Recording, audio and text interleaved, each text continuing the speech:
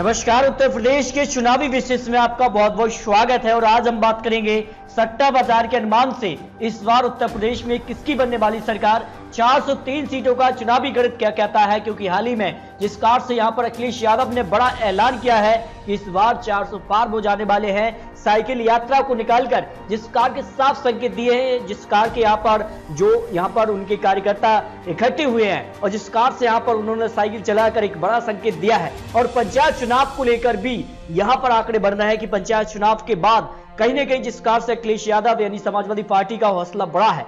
इसके अलावा उत्तर प्रदेश में बीजेपी भी सक्रिय है और बीजेपी जेपी नड्डा हो या फिर अमित शाह हो या फिर प्रधानमंत्री मोदी और योगी आदित्यनाथ हो, चार बड़े दिग्गज नेता उत्तर प्रदेश चुनावी यहाँ पर रणनीति अब तैयार कर रहे हैं। और इसके लिए यहाँ पर गरीबों के लिए यहाँ पर अन्य योजना का उद्घाटन भी बीजेपी ने कर दिया है। तो मायावती जी का प्लान क्या है? मायावती जी यहाँ पर बात कर रहे हैं कि इस बार वो यहाँ पर ब्राह्मण सम्मेलन आयोजित कर रहे हैं, उसके बाद क्या कुछ होने वाला है। लेकिन साइकिल यात्रा के बाद काफी कुछ बदलते नजर आ रहे हैं। ये काफी बड़े आंकड़े उत्तर प्रदेश विधानसभा चुनाव को लेकर निकल के सामने आ रहे हैं, क्योंकि काफी कुछ अब हलचल दिखाई देने लगी है। उत्तर प्रदेश चुनाव में ज्यादा वक्त बचा नहीं है और 2022 चुनाव के लिए अब अखिलेश यादव ने दावा किया है कि इस बार वो छोटे दलों को साथ लेकर चलेंगे और छोटे दल उनके साथ आते हैं तो इस बार 400 पार जाने वाले हैं। इस बार क्या कुछ होने वाला है? अजुद्दीन ओवैसी भी चुनावी मैदान में है।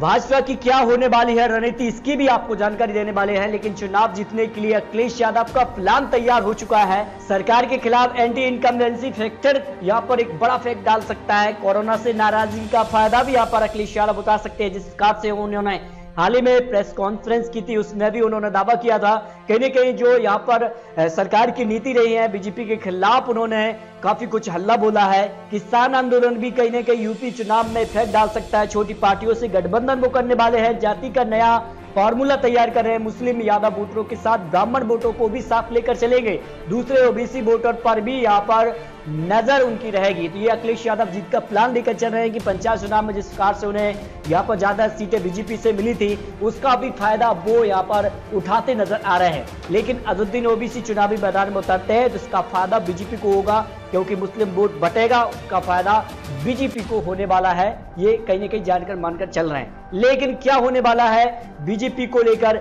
और 430 सीटों का चुनावी ओपिनियन पोल क्या कहता है? आखिर किस प्रकार के आंकड़े बनने वाले उत्तर प्रदेश चुनाव के लिए? ओबीसी की अगर बात करें तो 40% ओबीसी वर्ग आता है, तो इसके लिए आरक्षण को लेकर भी बीजेपी ने नया दाव चल दिया है। दलित वोटर्स को यहाँ पर जाने के लिए जिस कार से यहाँ पर मंत्रिमंडल विस्तार किया गया, उसका एक फैक्ट डाल सकती है बीजेपी। कास्ट पर भी यहाँ पर बीजेपी की नजर होगी। तो फॉरवर्ड जो कास्ट है उस 23% है, उस पर जो है मायावती जी और यहाँ पर अखिलेश यादव हो, यहाँ पर बीजेपी सभी की नजर बनी है। लेकिन मुस्लिम वोटर पर यहाँ पर जो नजर बनी है वो अखिलेश यादव, मायावती जी, इसके अलावा कांग्रेस पार्टी भी यहाँ पर दाव चल रही है। लेकिन अजुद्दीन ओवैसी चुनावी मैदान में उतरते हैं तो यहाँ पर बदलाव हो सकता है। लेकिन 403 सीटों का चुनावी गणित क्या कहता है? सट्टा बाजार के अनुमान से इस बार उत्तर प्रदेश में किसकी बनने वाली सरकार, इसको लेकर आपको आंकड़े दिखाने वाले हैं। क्योंकि 2017 में तो बीजेपी ने एक तरफा उत्तर प्रदेश में अपनी सरकार बना ली थी। कहीं न कहीं कुछ पार्टियां दूर दूर नजर नहीं थी, जिसमें यहाँ पर बात करें तो समाजवादी पार्टी को सिर्फ यहाँ पर बात करें तो केवल यहाँ पर 47 सीटों पर जीत मिली, जबकि बहुजन समाजवादी पार्टी को 19 सीटों पर, कांग्रेस को यहाँ पर 7 सीटों पर ही जीत मिली। लेकिन 2017 के आंकड़े 2022 में देखने को मिलेंगे या नहीं, ये भी आपको कुछ महत्वपूर्ण आंकड़े देने वाले हैं। सबसे पहले बात करते हैं किस प्रकार के आंकड़े बन सकते हैं, जो कि आबाद की 136 सीटें यहाँ से आती हैं और 136 सीटों का चुनावी बिगुल क्या कहता है? यहाँ पर 55 सीटें बीजेपी के खाते में जाने की संभावना सट्टा बाजार के अनुमान से हो, कुछ बड़े एक्सपर्ट के आंकड़ों के हिसाब से। जबकि समाजवादी पार्टी को यहाँ पर 60 विधानसभा सीटों पर जीत मिलने की संभावना, मायावती जी को 15 सीटें, कांग्रेस 7 सीटें अन्य के खाते में जाने की संभावना लगाई जा रही है। जिस कार का माहौल बना है और कहीं न कहीं जिस कार से पंचायत चुनाव के आंकड़े देखने को मिले थे, उसके बाद अब 2022 विधानसभा चुनाव में भी कुछ बड़ा होने वाला है जो अनुमान यहाँ पर लगाया जा रहा है। जबकि पूर्वांचल की 114 सीटों के लिए चुनावी गणित कहता है कि बीजेपी को 48 सीटें, समाजवादी पार्टी 8 सीटें, मायावती जी 5 सीटें, यहाँ पर कांग्रेस 0 से 4 सीटें अन्य के खाते में जाने की संभावना लगाई जा रही है। यानी पूर्वांचल की भी जो सीटें हैं वहां पर बीजेपी और समाजवादी पार्टी में आपसी टक्कर दिखाई देने लगी है। लेकिन समाजवादी पार्टी ये चल रही है और यहाँ पर दावा कर रही है कि इस बार वो 400 पार जाएंगे। इसके साथ वो छोटे दलों के साथ गठबंधन करने वाले हैं। अगर मायावती जी के साथ गठबंधन हो जाता है तो फिर अखिलेश यादव काफी मजबूती में यहाँ पर पहुंच सकते हैं, जो अनुमान लगाया जा रहा है। जबकि यहाँ पर रोहिलखंड के 52 सीटों में से जो आंकड़े हैं, इसमें बीजेपी को 20 और 20 सीटें समाजवादी पार्टी, 10 सीटें मायावती जी, 5 कांग्रेस, 2 अन्य के खाते में जाने की संभावना है। यानी कहा जाए तो उत्तर प्रदेश चुनाव में गठबंधन काफी महत्वपूर्ण हो जाता है और अखिलेश यादव गठबंधन किन पार्टियों से करेंगे ये भी काफी महत्वपूर्ण है। कितनी सीटों पर वो चुनावी मैदान में उतरती है काफी महत्वपूर्ण हो जाता है। ये यहाँ पर जो जानकारी निकल कर आ रही है। इसके अलावा हरित प्रदेश 76 सीटें, जो कि किसानों का भी एक बड़ा क्षेत्र माना जाता है और किसान जिस कार से यहाँ पर 3 कृषि कानून बिल को लेकर नाराजगी अब तक जता रहे हैं और उत्तर प्रदेश के लिए हरित प्रदेश काफी महत्वपूर्ण है। 76 सीटों पर बीजेपी को जमकर झटका लग सकता है।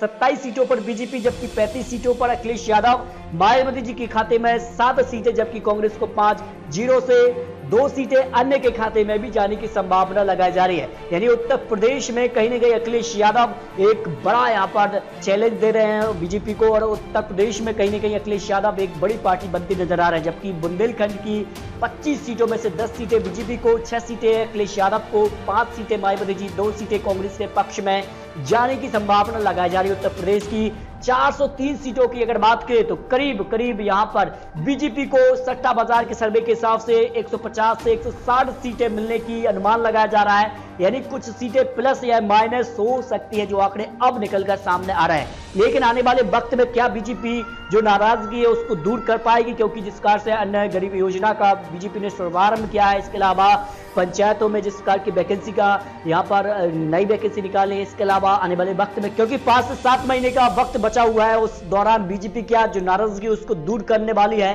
ये काफी महत्वपूर्ण है। अखिलेश यादव फिलहाल 157 से 169 सीटों पर दिखाई दे रहे हैं, लेकिन आने वाले समय में क्या होगा ये तो आने वाला वक्त ही बताएगा। क्या पंचायत चुनाव के वक्त जो आंकड़े बने थे वो 2022 चुनाव में बनने वाले हैं। इसके अलावा यहाँ पर मायावती जी को 35 से 42 सीटें, 20 से 28 सीटें कांग्रेस के पक्ष में भी, 2 से 12 सीटें अन्य के खाते में जाने की संभावना लगाई जा रही है। यानी उत्तर प्रदेश विधानसभा चुनाव आज तो कांग्रेस काफी पीछे नजर आ रही है, जबकि मायावती जी भी पीछे नजर आ रही है, लेकिन अखिलेश यादव यहाँ पर बीजेपी को टक्कर देते नजर आ रहे हैं। फिलहाल ये आंकड़े उत्तर प्रदेश विधानसभा चुनाव को लेकर आ रहे हैं। लेकिन दोस्तों आने वाले वक्त में क्या कुछ होने वाला है ये तो आने वाला समय ही बताएगा, क्योंकि जिस प्रकार से घोषणा पत्र जारी होते हैं उसके बाद क्या कुछ होगा, कितने यहाँ पर सीटों पर कौन पार्टी चुनावी मैदान में उतरती है, किसके साथ किसका गठबंधन होगा, ये आंकड़े आपको आने वाले वक्त में और भी आपको मजबूत विश्लेषण देने वाले हैं। आपको क्या लगता है अपनी राय कमेंट बॉक्स में जरूर रखिए। क्या यहाँ पर अखिलेश यादव की वापसी होगी या फिर बरकरार रहेगी बीजेपी? आखिर अखिलेश यादव के साथ कौन कौन पार्टी आ सकती हैं, ये भी आपको कमेंट बॉक्स में अपनी राय रखिए, क्योंकि आने वाले समय में आपको और महत्वपूर्ण विश्लेषण भी देने वाले हैं। तो मिलते हैं दोस्तों और से अधिक महत्वपूर्ण विश्लेषण के साथ, तब तक के लिए जय हिंद, जय भारत।